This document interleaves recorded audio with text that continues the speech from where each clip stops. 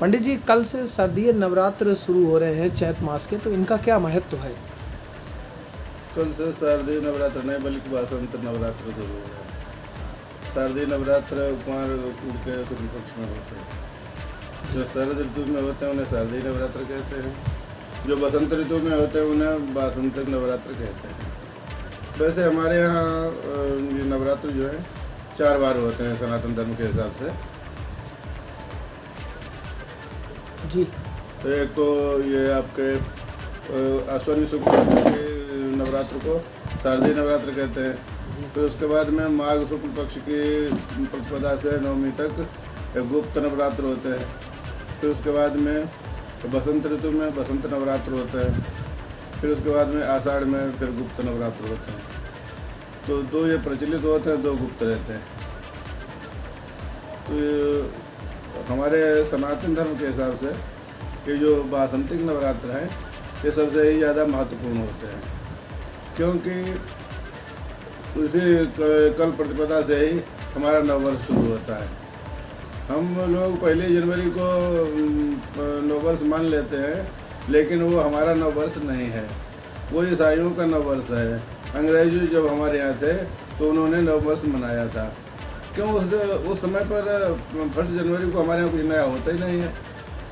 और जो हमारे चैत्र शुक्ल पक्ष की जो प्रतिपदा होती है इसमें हमारे यहाँ सब कुछ नया ही होता है, प्रकृति से लेकर के। अरे भाई, दुकानदारों का खाता नया होता है, व्यापार नया होता है, वृक्षों में पत्ते नए होते हैं, हमारे यहाँ जो अन्न है वो भी नया आता है। हम लोग हर प्रकार से इस जो विक्रम संवत है ये कल से ही नया शुरू होता है। इसलिए हमारा जो भारतीय नवरात्र जो नववर्ष प्रारंभ होता है वो बसंत नवरात्र प्रतिपदा से शुरू होता है। पंडित जी, भक्तों को किस तरह से इन नवरात्रों में माता की पूजा करनी चाहिए? क्या विधि विधान है इसमें? प्रथम तो हम दीपक जला करके कलश स्थापित करते हैं, गणेश गौरी की स्थापना करते हैं। और नवग्रह बना लें तो भी ठीक है, नहीं तो जिस दिन हम हवन करें उस दिन नवग्रह बनाएं। नवग्रह बना लें तो कोई हर्ज नहीं है, क्योंकि अगर नवग्रह बनाते हैं तो प्रतिदिन हमें थोड़ा हवन करना चाहिए, तो किया ही जाता है। इसलिए दीपक, गणेश गौरी, कलश, नवग्रह इन सब की पूजा करने के बाद षोडश मातृका, सप्तमातृका इनकी पूजा करें। तदुपरांत देवी दुर्गा जी का पूजन करें। दुर्गा जी का पूजन वैसे तो 9 रूपों में होता है, लेकिन इनके 3 रूप जो है मुख्य होते हैं, महाकाली, महालक्ष्मी, महासरस्वती। हमारे दुर्गा सप्तशती जो जिसका हम लोग पाठ करते हैं उसमें 3 ही चरित्र दिए होते हैं। प्रथम अध्याय से चौथे अध्याय, प्रथम अध्याय जो है वो महाकाली चरित्र होता है, दूसरा, तीसरा, चौथा ये महालक्ष्मी जी का चरित्र होता है, और 5वें से लेकर के 13वें अध्याय तक माँ सरस्वती का चरित्र होता है। यदि हमारे पास पूरा पाठ करने का समय न हो, असमर्थ हो किसी तरह से, तो दूसरा, तीसरा, चौथा ये 3 अध्याय करके हम पूरी सप्तशती का फल प्राप्त कर सकते हैं। कोई विशेष पूजा इन दिनों में होती है माता की? हाँ, ऐसा होता है। इसमें विशेषता ये है कि हमारे यहाँ देवी जी का आगमन और गमन दोनों बड़ा ही महत्वपूर्ण होते हैं। जब सोमवार और सूर्यवार से नवरात्र प्रारंभ होते हैं तब देवी जी का आगमन हाथी के ऊपर होता है। जब शनिवार और मंगलवार को प्रारंभ होते हैं तब हमारे यहाँ देवी जी का आगमन घोड़े पर होता है। शशि सूर्य गजारूढ़ा शनि भव में तुरंग में, तो इनका फिर फल भी होता है।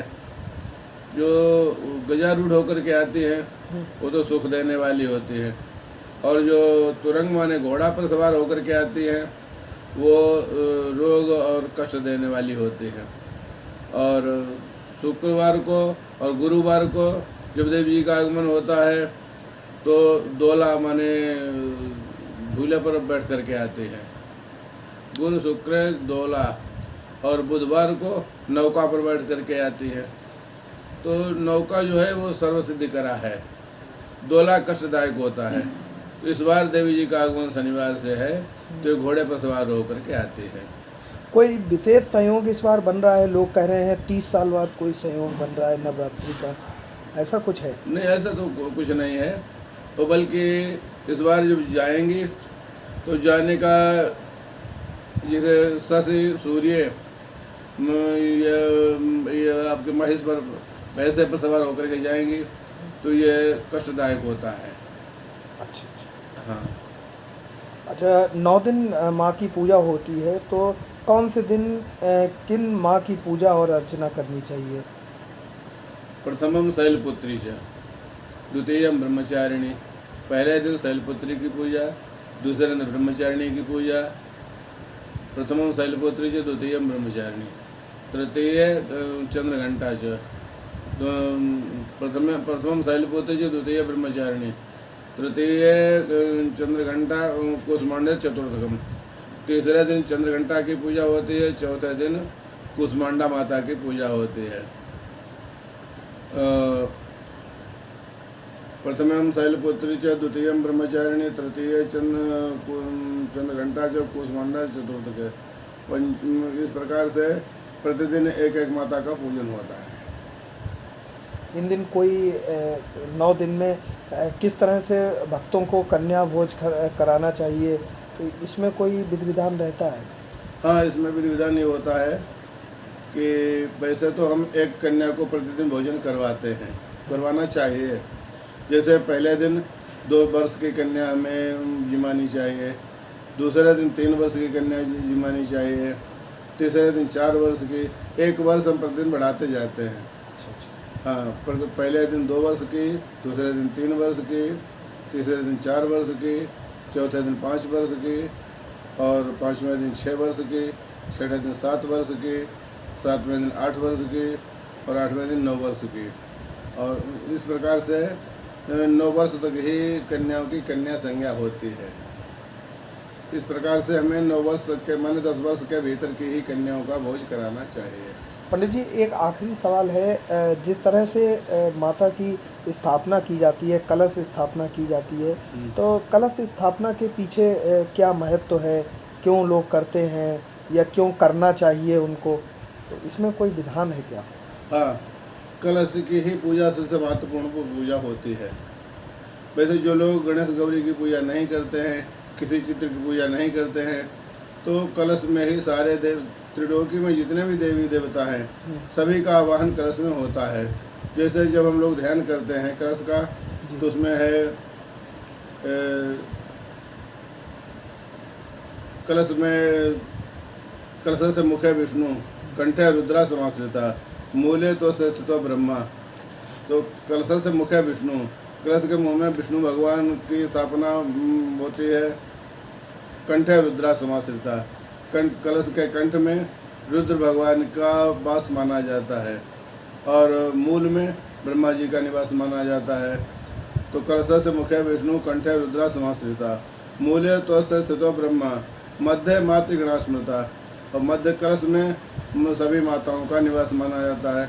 कुक्षौ तु सागरा सर्वे, कलश के कोख में सभी सागरों का निवास होता है। सप्तद्वीपा वसुंधरा, 7 द्वीपों की जो पृथ्वी है वो सबका निवास कलश में ही होता है। तो इस प्रकार से जितने भी हमारे त्रिलोकी में देवी देवता हैं, सभी का निवास हम कलश में मानते हैं, और कलश में ही पूजा सबकी हो जाती है। व्रत का क्या महत्व है? इन दिनों में लोग पूरे नवरात्रि व्रत रहते हैं। व्रत का महत्व तो सबसे पहले तो यही महत्व है कि व्रत करने से हमारा शरीर स्वस्थ होता है। पुण्य होता ही होता है, लेकिन कोई कहता है कि पुण्य क्या पता होता है कि नहीं होता है।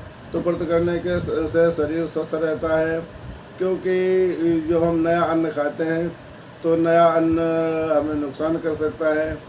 इसलिए हम 9 दिन व्रत करके अपनी जो पाचन शक्ति है उसको ठीक करते हैं।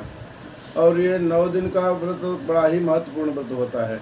जैसे देवी जी के 9 स्वरूप हैं, प्रथमम शैलपुत्री च, द्वितीयम ब्रह्मचारिणी, तृतीय चंद्रघंटा कुसमांडा चतुर्थकम, पंचमे ज्ञान वृद्धि। इस प्रकार से ये 9 रूप हैं, तो 9 दिन एक एक व्रत करके एक एक रूप की पूजा करते हैं। और रही बात यह है यो मुख्य रूप से तो दुर्गा जी एक है, जी लेकिन इनकी 3 शक्तियाँ मुख्य हैं। उसी प्रकार से हमारा जैसे जनेऊ एक है, जी लेकिन जनेऊ में 3 लड़ें होती हैं। तो जैसे देवी जी के 3 स्वरूप होते हैं, वैसे ही जनेऊ में 3 लड़ें होती हैं। और उसमें देवी जी के 9 रूप होते हैं, तो हमारे जनेऊ में भी 9 धागे ही होते हैं। तो 9 दिन का हमारे जनेऊ से भी बड़ा अच्छा तारतम्य बैठता है। तो नवरात्र का व्रत करके हम अपनी पाचन शक्ति को अच्छा करते हैं और भगवती की कृपा होती है।